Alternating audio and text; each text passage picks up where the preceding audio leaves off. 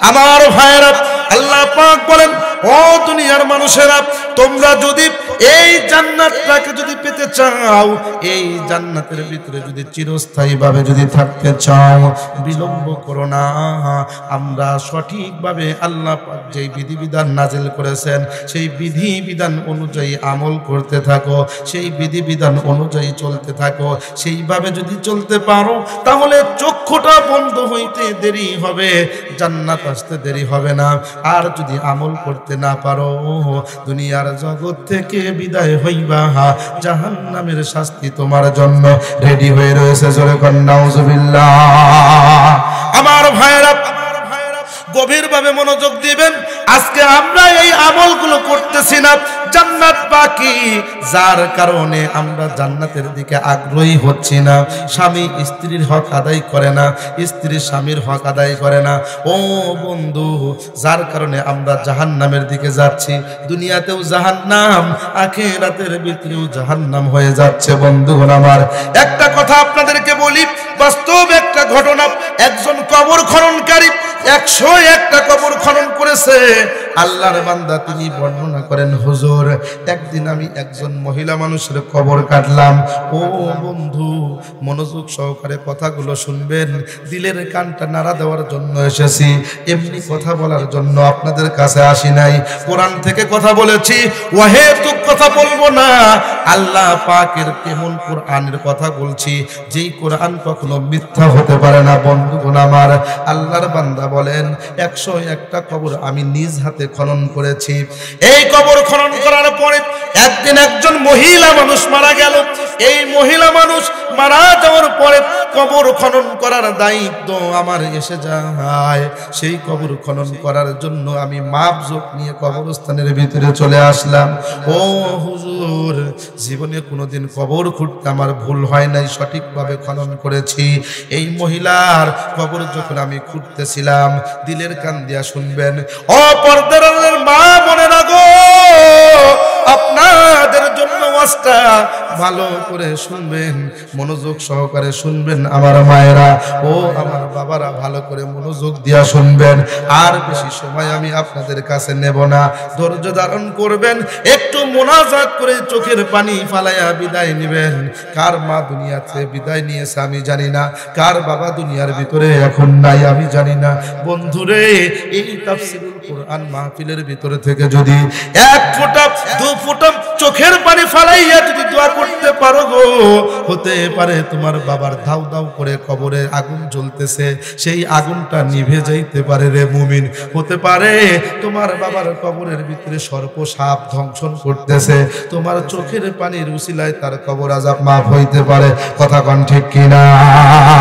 সেই জন্য বন্ধুগণ, আপনারা যারা দীর্ঘক্ষণ যাবত বসে রয়েছেন, দুয়ার দিকে যাব তার আগে কথাটা আমি আপনাদের কাছে বলতে চাই।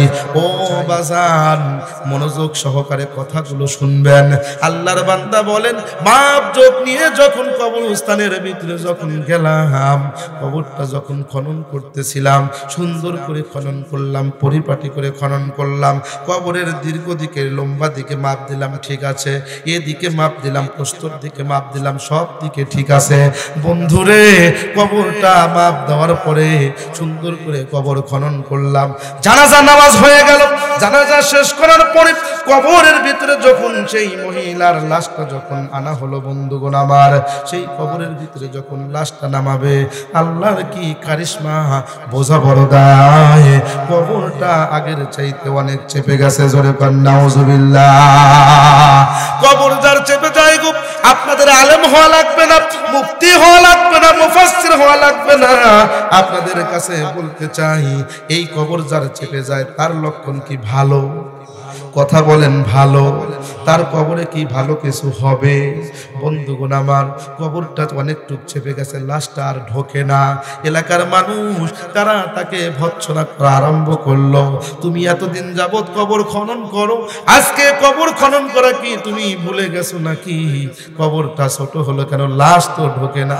আল্লাহর বান্দা বলেন, হুজুর, চোখে পানি রাখতে পারলাম না, আমি তো বুঝতেছি কি হয়েছে। খোদার কসম করে বলি, আল্লাহর বান্দা বলেন, যে আমি কবরটা বারবার করে মাপ দিয়েছি, কিন্তু ওই সময় কিন্তু ছোট ছিল না, এখন কবরটা কেমন যেন ছোট হয়ে গেছে। কি ব্যাপার, কি জন্য ছোট হইলো আমি তো তাদের বলতে পারতেছি না, কেননা তাদের ভিতরে তাদের সন্তান রয়েছে, আত্মীয় স্বজন রয়েছে। আমি যদি বলি কবর ঠিকই খনন করেছি, কিন্তু কবরটা ছোট হয়েছে, মানুষেরা তিরস্কার করবে, সন্তানেরা কষ্ট পাবে, যার কারণে আমি বলতেছি না, মনের ভিতরে কষ্ট নিয়ে কবর খনন করতেছি। অনেক ব্যক্তি আমাকে গাল মন্দ করতেছে, কিন্তু তারপরেও আমি কবর খনন করতেছি। আবার কবরের ভিতরে নামলাম, প্রশস্ত করলাম, আমার ভয় লাগতেছিল, আহারে যেই কবরটা নিজ হাতে সঠিকভাবে খনন করলাম, কিন্তু কবরটা ছোট হয়ে গেল, কারণটা কি? আমি তো মনে মনে ভয় পাচ্ছিলাম, আমার মনে হইতেছিল কবরটা যেন আমাকেই গিলে খাবে, আমি হয়তো কবর থেকে উঠতে পারবো না। ও বন্ধুগণ আমার, আল্লাহর বান্দা বলেন কবরটা প্রশস্ত করে বড় করে যখন উঠলাম, কবরের ভিতরে মহিলার লাশকে যখন নামানো হলো, লাশটা দিয়ে যখন মাটি দেওয়া হলো, আমি তখন চিন্তা করলাম, হায় রে, যেই মহিলার কবরটা আমি নিজ চোখে দেখলাম ছোট হয়ে গেছে, দুনিয়ার মধ্যে থেকে যে আলামতটা আমার আল্লাহ দেখাইছে, কবরের ভিতরে যাওয়ার পরে এর না জানি কি অবস্থাটা হয়েছে, কি অবস্থা না জানি আমার করেছে আল্লাহ। আল্লাহর রাসূল বলেন, আল কবরু রাউযাতুম মির রিয়াজিল জান্নাহ আও হুফরাতুম মিন হুফারিন নার আও কামা ক্বালা আলাইহিস সালাতু ওয়াস সালাম। আল্লাহর রাসূল বলেন, কবর কারো জন্য বেহেশতের বাগান হবে, আবার কবর কারো জন্য জাহান্নামের গর্ত হয়ে যাবে। ও বন্ধুরে আমার, আল্লাহর রাসূল বলেন, যার আমল ভালো হবে গো, তার জন্য কবরটা বেহেশতের বাগান হবে, আর যার আমল খারাপ হয়ে যাবে, কবরটা তার জন্য জাহান্নামের গর্ত হয়ে যাবে। 3.5 হাত মাটির ঘর, কারো আপন কারো পর, কারো হবে ফুলেরই বাগান, কারো হবে জাহান্নাম। ঠিক কিনা? সেদিন তোমার কঠিন হবে না থাকিলে নেকি, সেদিন তোমার কঠিন হবে না থাকিলে নেকি, ওই কবরে যেতে হবে, থাকবে না কেউ সাথী। কন্যা ভাই, কন্যা ভাই, কাফন আমার আপন, কবর আমার ঘাটি, ওই কবরে যেতে হবে, থাকবে না কেউ সাথী। মুনকার নাকির আসিবে, সওয়াল জবাব করিবে, না পারিলে সওয়ালের জবাব, শুরু হবে কবরের আযাব। সেদিন তোমার কঠিন হবে না থাকিলে নেকি, সেদিন তোমার কঠিন হবে না থাকিলে নেকি, ওই কবরে যেতে হবে, থাকবে না কেউ সাথী। কথা কোন ঠিক কিনা? আমার ভাইরা মনোযোগ সহকারে শুনবেন। আল্লাহর বান্দার কবরের ভিতরে বান্দির কবরটা যখন শেষ করলাম, আল্লাহর রাসূল সাল্লাল্লাহু আলাইহি ওয়াসাল্লাম তো বলেছেন, বেঈমানের কবরের ভিতরে শাস্তি দেওয়া হবে। কবর যখন চেপে যাবে, গুনাহগারের কবরটা এমন ভাবে চেপে যাবে, এক পাজরের হাড় অন্য পাজরের ভিতরে ঢুকে যাবে। নাউজুবিল্লাহ বলেন, এমন ভাবে ঢুকবে গো, এই লাশটার হাড়গুলো চূর্ণ বিচূর্ণ হয়ে যাবে। এই লাশটা অত্যন্ত মর্মান্তিক ভাবে ভয়ঙ্কর রূপে শাস্তি হবে। জোরে কর নাউজুবিল্লাহ। কবর খননকারী বলেন, মাটি দেওয়ার পরে আমি এর বিষয়টা উদ্ঘাটন করার জন্য বের হলাম। আমি চলে গেলাম এই মহিলার বাড়িতে। মহিলার স্বামীকে গিয়ে জিজ্ঞাসা করলাম, ভাইজান, আপনার স্ত্রী তো মারা গেছে, আপনার স্ত্রী তো মারা গেছে, আপনার কি কষ্ট হচ্ছে নাকি? আল্লাহর বান্দা বললেন, আল্লাহর বান্দি চলে গেছে, আমি কি করব, এখানে করার কিছু নাই। আল্লাহর বান্দি, আল্লাহ পাক নিয়ে গেছে, আমার বলার কিছু নাই। কথার ভিতরে রহস্য খুঁজে পেলাম। একজন মানুষের স্ত্রী মারা গেছে, কষ্ট পাওয়ার কথা, কিন্তু কষ্ট তো পাচ্ছে না। কষ্টের পরিবর্তে তিনি বলছেন, আল্লাহর বান্দি নিয়ে গেছে, আমার করার কি? পাশের এলাকার বাসীদের ভিতরে প্রতিবেশী যারা আছে তাদেরকে জিজ্ঞাসা করলাম, আল্লাহর বান্দি কেমন ছিলেন? আল্লাহর বান্দির কথা বলা মাত্রই এলাকাবাসীর মহিলারা জবাব দিলেন, এমন বান্দি পৃথিবীর ভিতরে আমাদের মনে হয় দ্বিতীয়টা নাই। কারণ কি? বলে, এই মহিলা অত্যন্ত এত ডেঞ্জারাস মহিলা ছিল। এই মহিলা সর্বদা আমাদের সাথে ঝগড়া করত, সর্বদা পাড়া প্রতিবেশীর সাথে খারাপ আচরণ করত, গালিগুলাজ করত, আমাদেরকে সর্বদা খারাপ অবস্থায় রাখত। আমরা কেউ সন্তুষ্ট না। দ্বিতীয় নাম্বার কথা হলো, তার স্বামীর কথা বলতেছেন, স্বামী যেন তার কাছে জেলখানার কয়েদির মতো ছিল।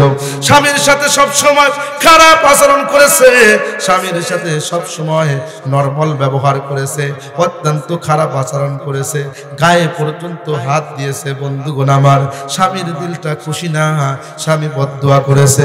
আমার আল্লাহর রাসূল বলেন, কোন নারী যদি তার স্বামীর মনকে অসন্তুষ্ট করে যদি মারা যায়, যত ইবাদত করুক না কেন, যত তাহাজ্জুদ পড়ুক না কেন, নামাজ পড়ুক না কেন, কবুল হবে না। রোজা রাখলে কবুল হবে না, দান করলে কবুল হবে না। যতক্ষণ পর্যন্ত স্বামী মাফ না করবে, ততক্ষণ পর্যন্ত ওই নারী জান্নাতে যেতে পারবে না। আমার ভাইয়েরা, গভীরভাবে মনোযোগ দিবেন, গভীরভাবে কথাটা লক্ষ্য করবেন। আল্লাহর বান্দা তখন বলতেছেন, হায় হায়, আমার আর বুঝতে বাকি রইল না, আল্লাহর বান্দি স্বামীর সাথে খারাপ আচরণ করেছে। দ্বিতীয় নাম্বার হলো, প্রতিবেশীদের সাথে খারাপ আচরণ করেছে। এই কারণে আমার আল্লাহ দুনিয়ার মধ্যে থেকে তার কবর চাপিয়ে দিয়েছেন। জোরে কান নাউজুবিল্লাহ। বন্ধুগণ আমার, আপনারা বিরক্ত হচ্ছেন? বিরক্ত হচ্ছেন? আপনাদের কষ্ট হচ্ছে? আলোচনা কি করব না মোনাজাত করে দেব? আরেকটু কি করব? বন্ধুগণ আমার, আপনাদের সামনে বলতে চাই, আজকে বাউইখোলার মুসলমান অত্যন্ত দিনদার মুসলমান, কেননা তারা কোরআন শোনার জন্য যত পাগল। আহারে, আমার তো মনে এমন মনে হচ্ছে যে কোরআনের কথা শুনে রসুলকে না দেখে তারা যেরকম ভাবে রাত্রি জাগরণ করে বসে রয়েছে, সাহাবায়ে কেরাম যেরকম ভাবে বসে থাকতো রসুলের সামনে, এইরকম ভাবে যদি তারা রসুলের সামনে বসে থাকতে পারতো, কলিজাটা ছিঁড়া যেন আল্লাহ রসুলকে। কথা বলেন ঠিক কিনা? বন্ধুগণ আমার, এমনই তো আমাদের মনে হয়, এমনই তো আমাদের মনে হয় রসুল হলো আমাদের জীবনের সবচাইতে বড় স্পন্দন। কথা বলেন ঠিক কিনা? আল্লাহর রাসূলকে যদি কোনো ব্যক্তি কটাক্ষ করে, জীবন হাজারবার দিতে রাজি, ওই জালেমকে শায়েস্তা করতে এক মুহূর্ত আমরা পিছপা হব না, হব না, হব না। কথা কোন ঠিক কিনা? আপনারা দেখেছেন কিছুদিন পূর্বে ফ্রান্সের প্রেসিডেন্ট এমানুয়েল ম্যাক্রো আল্লাহর রাসূলকে নিয়ে ব্যঙ্গোক্ত করে কার্টুন তৈরি করেছিল। কথা কোন ঠিক কিনা? ওই দেশের শুধু নয়, সারা পৃথিবী জুড়ে মুসলিম রাষ্ট্রগুলোতে প্রতিবাদ হয়েছে, আমরাও প্রতিবাদ করেছি। কিন্তু ইমানদারের মতো ইমানদার একজনই যথেষ্ট। ওই রাষ্ট্রের ভিতরে রানিং প্রেসিডেন্ট এমানুয়েল ম্যাক্রোকে ওই দেশের জনগণ, একজন মুসলিম তরুণ সরাসরি গালে চটকনা মেরেছে। আল্লাহু আকবার বলেন, আর একটু জোরে বলেন আল্লাহু আকবার। যারা ইমানদার তারা কখনো বাতিলকে ভয় করে না, তারা বাতিলের সামনে মাথা নত করবে না, তারা নিজের জীবন অকাতরে বিলিয়ে দেবে, মাথা কর্তান শরীর থেকে আলাদা করে দেবে, কিন্তু কখনো ঈমান বিক্রি করবে না। কথা কোন ঠিক কিনা? কথা বলেন ঠিক কিনা? বন্ধুগণ আমার, শুধু এই দুনিয়ার জগৎ একটু পার হয়ে দেখেন, একটু পার হয়ে দেখেন, আমল করে হকেন কিনা যেতেন দেখতে পারবেন। একটু চক্ষুটা বন্ধ করে দেখেন, আল্লাহর জন্য যদি জীবন দিতে পারেন, মরে যাবেন ও জগতে বাদশা। আর একটু জোরে কোন সুবহানাল্লাহ।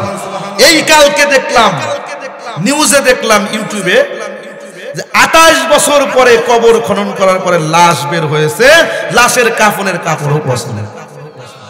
আর একটু আস্তে কোন সুবহানাল্লাহ। বন্ধুগণ আমার, 28 বছর। আপনারা কুড়িগ্রামের গুগু মুন্সির কথা শুনেছেন? কুড়িগ্রামের গুগু মুন্সি, আমি কুড়িগ্রামে যখন গিয়েছিলাম, সেখানে গুগু মুন্সির লাশটা আমি মোবাইলে দেখেছি, তার কবর জিয়ারত করেছি। গুগু মুন্সি সাধারণ কোনো সম্মানিত ব্যক্তি ছিলেন না। আমাদের এলাকায় একজন হুজুর আসলে আমরা তাকে চেয়ারে রেখে দেই, একজন চেয়ারম্যান আসলে চেয়ারে আগায়া দেই। গুগু মুন্সি এমন মানুষ ছিলেন না যে তাকে মানুষ দেখে চেয়ার আগায়া দেয়। তিনি সাধারণত মানুষকে নামাজের দিকে ডাকতেন, সাধারণ একজন মানুষ ছিলেন। তিনি যখন মসজিদে ইবাদত করতেন, জিকির করতেন, আল্লাহু আল্লাহু এইটা শোনা যাইতো, আল্লাহু আল্লাহু এটা শোনা যাইতো, যার কারণে মানুষ তাকে বলতো গু গু করতো, এই জন্য গুগু মুন্সি বলে ডাকতো। তার নাম হলো বসিরউদ্দিন মুন্সি। কি নাম? বসিরউদ্দিন মুন্সি। এই বসিরউদ্দিন মুন্সি, এই বাবা বসিরউদ্দিন মুন্সি, মাশাআল্লাহ, আল্লাহু আকবার। দেখছেন চেহারা নূর চমকাইতেছে। আল্লাহু আকবার বলেন, আরেকটু জোরে বলুন আল্লাহু আকবার। আল্লাহ বাবাজিকে কবুল করুন, সবাই বলি আমিন। এই বসিরউদ্দিন মুন্সি যখন তিনি মারা গেলেন, তাকে মাটি দেওয়া হলো। সেখান থেকে 10 বছর পরে ধরলা নদী যখন ভেঙে যায়, ভেঙে যাওয়ার পরে তার লাশটা যখন নদীতে বের হয়েছে, মানুষ স্বপ্ন যুগে দেখতে পেলেন যে আমার লাশটা পানির ভিতরে ভাসতেছে, তোমরা একটু আমাকে নিয়ে ভালো জায়গায় কবরস্থ করো। তার লাশটা নিয়ে অন্য জায়গায় কবরস্থ করার জন্য যখন গেছে, হুবাহু লাশটা ওই রকমই রয়েছে। আর একটু জোরে কোন সুবহানাল্লাহ।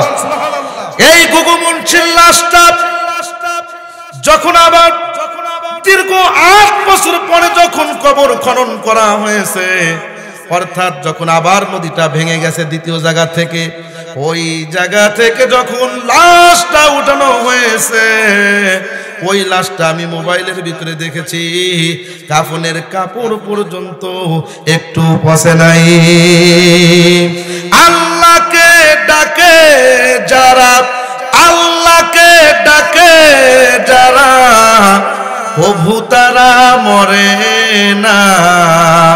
কবরেতে যাইয়া দেখো, মাটি তাদের ধরে না।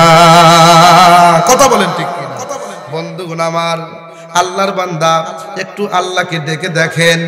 28 বছর পরে লাশ বের হয়েছে।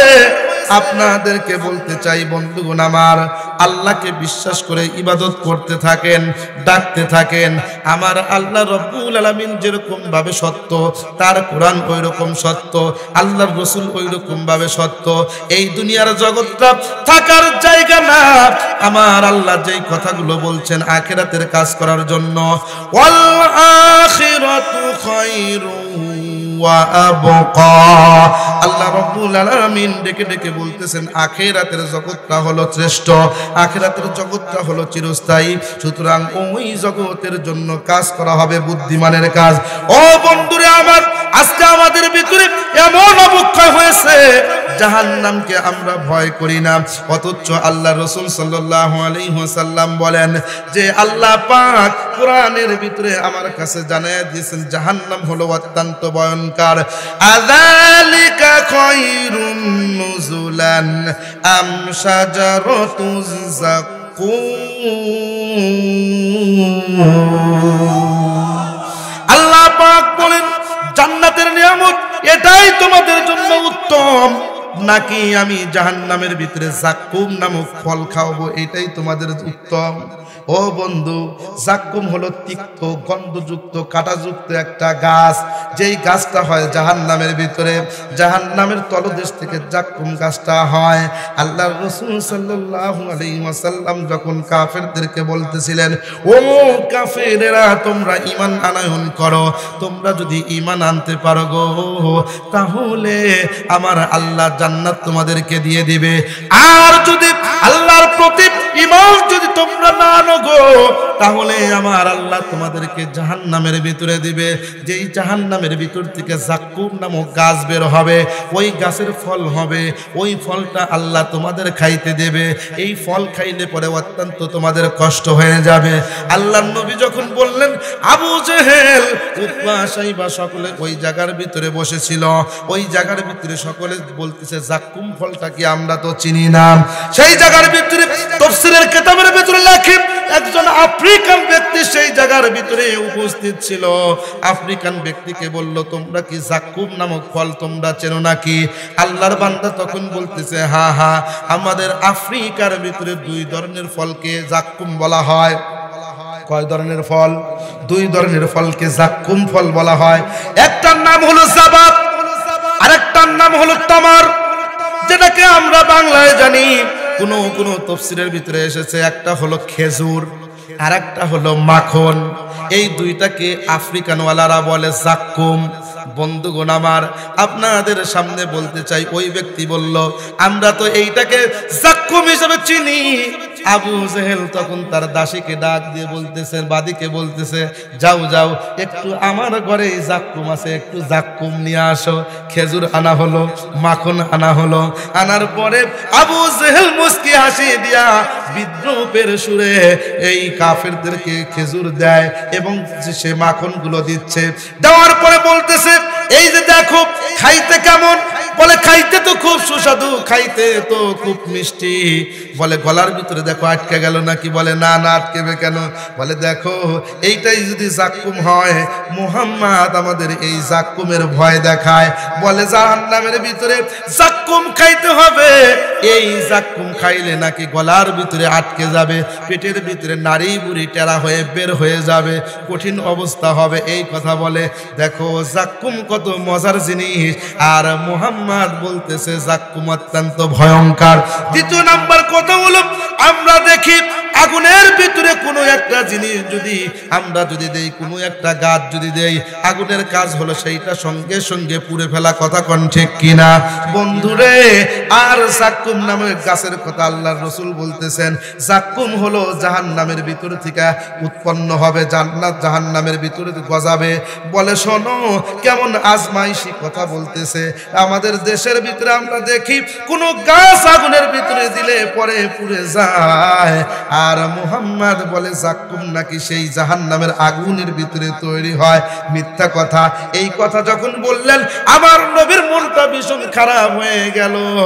আমার আল্লাহ রাব্বুল আলামিন নবীর দিলকে খুশি করার জন্য আয়াত নাজিল করলেন, ইন্না জাআলনাহা ফিতনাতাল লিয-যালিমিন। আল্লাহ রাব্বুল আলামিন বললেন, হাবিব আমার, জাক্কুম তো আমি দিয়েছি এই সমস্ত জালেমদেরকে পরীক্ষা করার জন্য, আমি আল্লাহ পাক দিয়েছি। শোনেন শোনেন, ইন্নাহা শাজারাতুন তাখরুজু ফি আসলিল জাহিম। ওরা যত কথাই বলুক না কেন, আমি আল্লাহ জাক্কুমকে এমন ফ্লেভার দিয়ে বানাইছি, এমন ফ্লেভার দিয়ে বানাইছি, জাক্কুম জাহান্নামের তলদেশ থেকে হবে, গাছটা জীবনে কখনো পুড়বে না। আমি আল্লাহ কুদরতি কারিশমা দিয়া জাক্কুমকে আমি এমন ভাবে তৈরি করেছি। শুধু তাই নয়, তলউহা কাআন্নাহু রুউসুশ শায়াতিন। আল্লাহ পাক বলেন, এই জাক্কুম গাছের ফল হলো, এই জাক্কুম গাছের ফল এত মারাত্মক হবে, এত ভয়ঙ্কর হবে, এই জাক্কুমের ফলটা হবে শয়তানের মাথার মতো। কোন কোন তাফসীরকারক বলেন জাক্কুমটা হলো শয়তানের মাথার মতো, অর্থাৎ শয়তানের মাথা যেমন বিভৎস ভয়ঙ্কর, অনুরূপ ভাবে তাফসীরের ভিতরে লেখে জাক্কুম ফলটা হবে ভয়ঙ্কর। শুধু তাই নয়, কেউ কেউ বলেন সাপের মাথার মতো ভয়ঙ্কর হবে। আল্লাহ পাক বলেন, ফাইন্নাহুম লাআকিলুনা মিনহা ফামালিউনা মিনহাল বুতুন। এই জাক্কুম ফলকে তারা যখন ভক্ষণ করবে, ক্ষুধার তাড়নায় পেট পুরে তারা পেট ভরে যখন তারা জাক্কুম ফলকে যখন তারা খাবে, শুধু তাই নয়, এইটা খাওয়ার কারণে তাদের পেটের ভিতরে ভয়াবহ অবস্থা হবে। এইটা খাওয়ার কারণে পেট ছেড়ে ছেড়ে নাড়ি বুড়িগুলো ছিদ্র হয়ে বেরিয়ে যাবে। আল্লাহ পাক বলেন, সুম্মা ইন্না লাহুম আলাইহা লাশাউবাম মিন হামিম। আল্লাহু আকবার। আল্লাহ পাক বলেন, শুধু জাক্কুম নয়, তাদেরকে আমি আল্লাহ গরম ফল, গরম পানি আমি আল্লাহ খাইতে দেব। এই গরম পানি পিপাসার কারণে তারা খাবে, পেট ফুরে ওই পিপাসার কারণে পেট ছিঁড়ে নাড়ি বুড়ি সব পেরিয়ে যাবে। এমন বিভৎস জাহান্নাম, এই জাহান্নামকে ভয় করি না, যার কারণে আজকে আমরা মসজিদের পাশে গান বাজাইতে বাজাইতে যাই, ইবাদত করি না। কবরস্থানের পাশে দিয়ে গান বাজাইতে বাজাইতে যাই, ভয় লাগে না। বন্ধুরে, আজকে আমরা যেই মা আমাকে জন্ম দিলেন, যেই মা আমাকে নিজে না খাইয়া মানুষ করলেন, ওই মায়ের সামনে গোশত এনে এনে আমরা খাই। মা আলু ভর্তা দিয়ে ভাত খায়, আমরা একটু তাকাই না। 5 টাকার পান চাইলে আমরা সেই মাকে 5 টাকার পান কিনা দেই না। মাকে ডেকে বলি, মা আমি তো তোমার একা সন্তান না, আরো তোমার সন্তান আছে, তাদেরকে চাও। এইরকম কথা বলবেন না ও বন্ধুরে। আপনার মা, আমার মা আমাকে জন্ম দেওয়ার জন্য অনেক কষ্ট করেছে। বন্ধুগণ আমার, মনে রাখবেন, সারা জীবন গোলামি করলে মায়ের 1 ফোঁটা দুধের দাম শোধ করতে পারবেন না। বন্ধুরে, এই মাকে কখনো কষ্ট দিবেন না রে বাবারা। এই মাকে যদি কষ্ট দেন, খোদার কসম করে বলি, আপনার ইবাদত বন্দেগী কখনো কবুল হবে না। মৃত্যুর সময় আপনার কালেমা নসিব হবে না। আপনি যখন মারা যাবেন, আপনার দুনিয়া এবং আখিরাতে শাস্তি থাকবে। জোরে কোন নাউজুবিল্লাহ। আল্লাহর একজন বান্দা পেটের ভিতরে ছোট্ট একটা বাচ্চা যখন হয়, আল্লাহর বান্দা ছোট্ট বাচ্চা যখন হয়ে গেল, দুনিয়া ছেড়ে আল্লাহর বান্দা বিদায় নিয়ে চলে গেলেন। এই সন্তানটাকে দুঃখিনী মা বড় করলেন। বন্ধুগণ আমার, বড় করার পর একদিন এই সন্তানটা চলে গেল স্কুলে পড়াশোনা করতেছে। আমাদের দেশের ভিতরে দেখবেন, স্কুলে পড়াশোনা করতে করতে হঠাৎ করে প্রেম প্রীতি হয়ে যায় মোবাইলের মাধ্যমে। কথা কন ঠিক কিনা? এ যুবকেরা, আপনারা তো ভালো চেনেন হোয়াটসঅ্যাপ, মেসেঞ্জার, ইমো, এইগুলা আমরা চিনি কি চিনি না? আমরা দেখলাম তুরস্কর মানুষ বাংলাদেশে এই প্রেমের কারণে এসেছে। আমরা সেদিনকে দেখলাম, ও যুবকেরা তোমরা হয়তো দেখেছো, চীনের মানুষ বাংলাদেশে এসেছে এই হোয়াটসঅ্যাপের মাধ্যমে প্রেম করার কারণে, ডিজিটাল ব্যবস্থার প্রেম করার কারণে এসেছে। আল্লাহর বান্দা যখন স্কুলের ভিতরে পড়াশোনা করলো, পড়ার পরে পড়তে সে প্রেম প্রীতি কইরা ডাইরেক্ট সরাসরি বিয়া কইরা বাড়িতে নিয়ে আসছে। বাড়িতে আনার পরে মা ডেকে বলছে, ও বেটা রে, এটাকে, এই মহিলাকে তো কখনো দেখি নাই। মার কথা এইবার সন্তান ডেকে বলতেছে, মা আমার তো বাবা নাই যে আমাকে বিবাহ করায় দিবে, তুমিও তো মহিলা মানুষ, যাইতে পারবা না, যার কারণে আমি নিজেই একা একা বিয়ে করে এনেছি। নিজেই একা একা বিয়ে করে নিয়ে আসছে। বন্ধুগণ আমার, আজকে পোলাপানের জন্য একটা ঘটক যদি আইনা দেন, আর দ্বিতীয় কোনো ঘটক লাগে না। কথা কন ঠিক কিনা? এ কথা কন ঠিক কিনা? ছেলের বাড়ি যদি থাকে বরিশাল, মেয়ের বাড়ি দিনাজপুর, বিবাহ হয়ে গেছে, একসাথে হয়ে গেছে, কয় ঘটককে? কয় ঘটক হলো মোবাইল আলাইহিস সালাম। কথা কন ঠিক কিনা? এ কথা কন ঠিক কিনা? কথা কন ঠিক কিনা? ঘটক হলো মোবাইল আলাইহিস সালাম। এই মোবাইলের মাধ্যমে কথা কইতে কইতে কইতে কইতে আজকে তারা প্রেম প্রীতি করছে। বন্ধুগণ, আজকে আমরা যতই ডিজিটাল হচ্ছি, আমরা চালের দিকে চলে যেতেছি। কথা কন ঠিক কিনা? তাই এক কবি ডেকে বলে, আগে চলতো গরুর গাড়ি, এখন চলে বাস, স্প্রিং এর গদি আর ফুরফুরা বাতাস। বর্তমানে মেয়ে মানুষের হইছে ফুটানি, পাতলা একটা শাড়ি পরে পিছনে ফালায় বিনি, রাস্তায় রাস্তায় ঘুরে ফেরে সব শয়তানের নানি, জাহান্নামে যাচ্ছে তারা হাদিসের বাণী। কথা কোন ঠিক কিনা? নাই তো সেথায় নামাজ রোজা, নাই তো কোনো কাম, আছে শুধু প্রেম প্রীতি আনন্দ আরাম। কথা কোন ঠিক কিনা? বন্ধুগণ আমার, আজকে আমাদের তো এমন হচ্ছে, এর কারণ হলো আজকে আমাদের ভিতরে কোরআন নাই। কোরআন না থাকার কারণে প্রেম প্রীতি হচ্ছে।